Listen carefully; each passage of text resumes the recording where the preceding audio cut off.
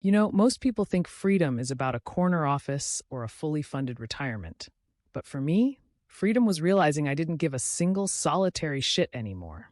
The day I finally figured it all out was like a cleansing moment. It was a genuine pop the cork kind of event. Now I know what you're thinking, because here's the thing. I simply have given up on what I thought was important. I now realize it was not.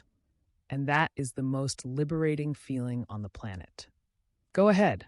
Send me your hate mail. Commit me to a facility where at least the mandatory relaxation is on a company dime. Flood my inbox with your wasted energy and negative comments. Write essays about my poor choices. Frankly, I hope you do because you're just proving my point. The real point is you all have too much time on your hands and have had your ass kissed entirely too much. Get over yourself. The second I stopped worrying about what every single one of you thought, a funny thing happened. The fuel line to corporate narcissism dried up. That worry, that fear of judgment, that was the very oxygen the suits needed to keep picking at my bones. But not anymore. They can take the house. They can repossess the car. They can have the plastic novelty desk toy I accidentally stole when I quit.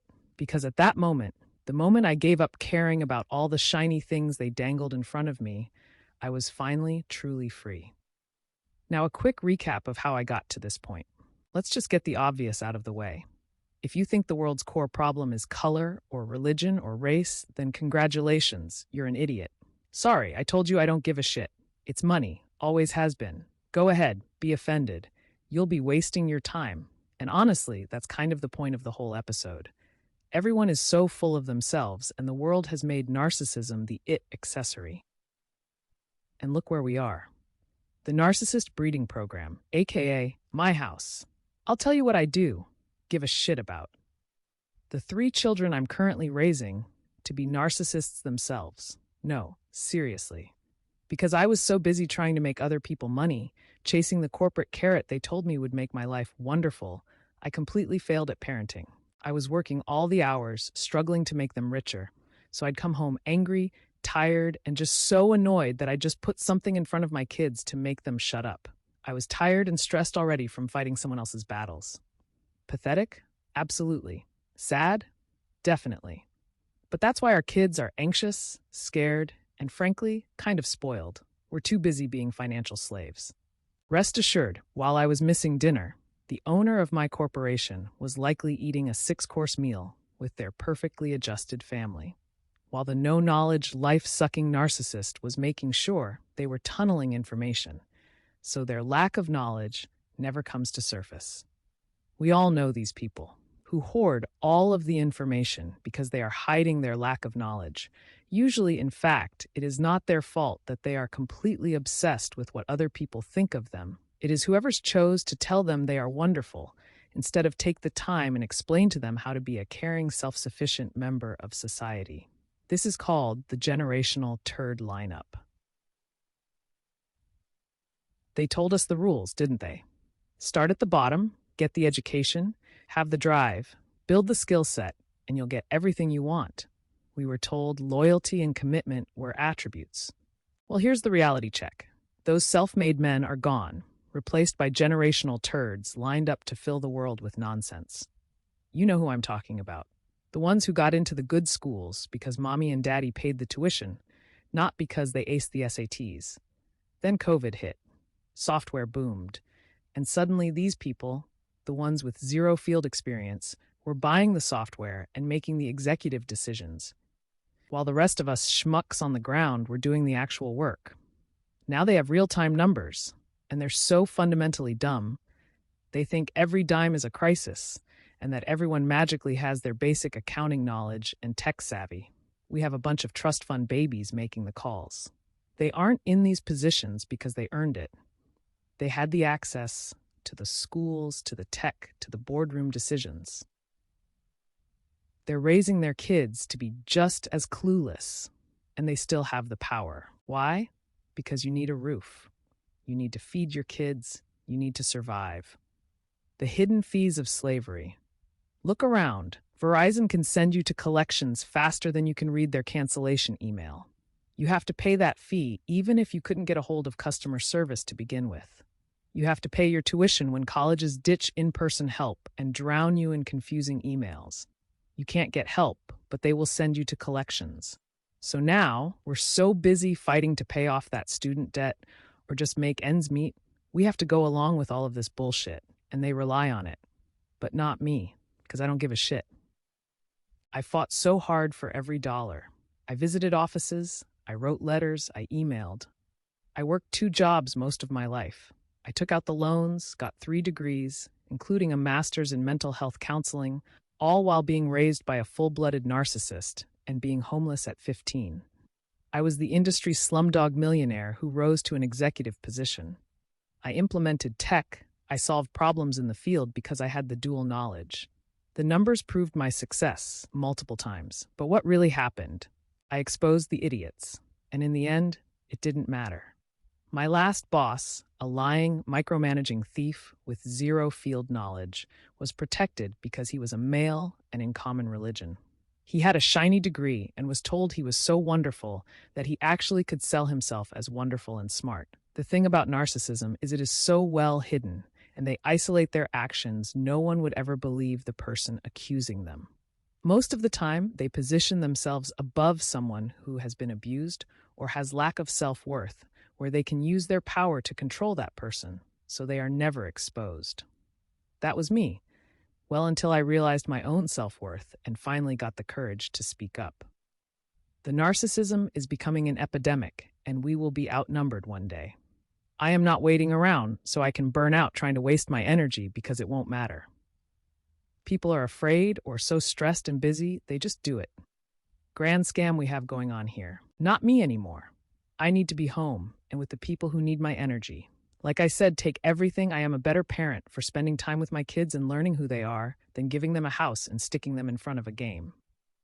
My kids, my husband, they deserve my energy, not some corporation.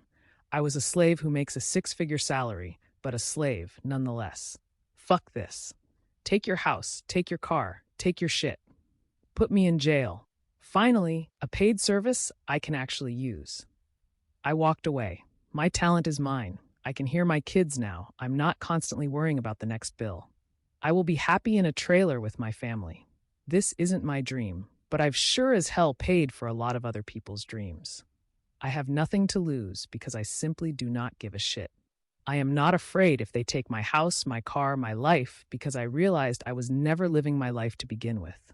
I am paying to live a life I am told I want, yet I am tired and burnt. Fuck this. So let's start with the most recent piece of corporate malfeasance that helped me achieve peak indifference. Get ready for the first factual documented scandal in my series. Start the calculator, Verizon versus Optimum.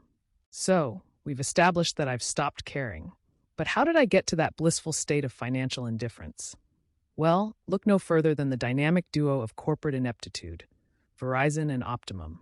About a year ago, yes, I said a year, I decided to bring Verizon Internet into my home. A simple transaction, right? Wrong. From the jump, the equipment was a disaster. I drove to 3 different stores, one of them multiple times. I watched them call their own support multiple times. Nothing, ever, got resolved. I dealt with it until my patience was thinner than a politician's alibi. When I finally decided to cancel, I couldn't get through the phone tree because some genius, who has clearly never experienced the actual world, designed a prompt system to be an impenetrable wall of frustration. I would love to punch this fucker right in the head. I don't give a shit. The fucking sales steer. When I finally cracked the code, I had to press sales to actually talk to a human. Tell me that's not steering. I called to cancel, but apparently you have to pretend you want to buy something to talk to anyone. I told the nice lady I was canceling because the service didn't work and I couldn't get help. She hit me with the classic, "You signed a contract." And she's right. I probably did. I was likely driving while doing it, trying to beat rush hour so I could go home and answer 500 emails from my kids' teachers begging for construction paper and donations. Of course, I signed it. I have no fucking idea what it says. It is 45 fucking pages long and you sold me a line of shit. I just want to save a fucking dollar so maybe I can work 1 less fucking hour this week. But here's the rub. You didn't give me the service, and when I tried to rectify it, your system blocked me. But according to her, there was nothing she could do. They completely missed the part where the reason I was canceling was the reason I couldn't contact them. It's a beautiful, self-sealing loop of corporate nonsense. Just when you are down here comes the optimum bait and switch. The green, pathetic meter goes off. Another Verizon cancellation Optimum is at your door with a hug. While Verizon was slowly ruining my sanity, Optimum waltzed in, ready to sell me their finest line of absolute bullshit. What did I do? I took it like a fucking idiot. My ass still hurts. I start every one of these interactions with, I have very limited time. I need to be certain this can be handled correctly. The sales guy was my new best friend. We were practically roommates. I signed. And then, guess what? Nothing ported correctly. I was stuck paying for 2 useless services. I tried customer service, but they were only open during the 9 hours a day I was working, or at my job trying to work, but on the phone with Verizon so I could troubleshoot their equipment so I could do my job. I have every single chat, every email, all ignored. But you know who did call? The collections department when I was late. I was elated. I finally had a human. I practically begged the lady, please, I have limited time. I need my user ID set up so I can actually pay this account. She promised me it would be taken care of. I paid, and you know what I still don't have? The correct fucking user ID. I am a fucking idiot. I now will be paying for none of them because I don't give a shit. If I do not need their internet and bullshit, then I am free. Fuck you, Optimum and Verizon. The line to suck it forms to the left. That's right, fuck you both. Let's tally up their damage, shall we? The grand total. So, between the two of these absolute clowns, I'm now on the hook for about $5,000 in phone and internet service that I could neither use nor get help for. That's $5,000 that could have been chipped off my mortgage. Does this happen to people? Absolutely. Is it theft? Yes, it is. But the bottom line is you can't do anything about it because they have your credit rating hanging over you like the sword of Damocles. But not anymore, because I simply do not give a shit. You need to pay to survive. I don't. And that's what this podcast is about. Every episode, why I simply do not give a shit and choose to give a shit about what really matters. If there was no such thing as wealth and all we did was survive, we would not be in this.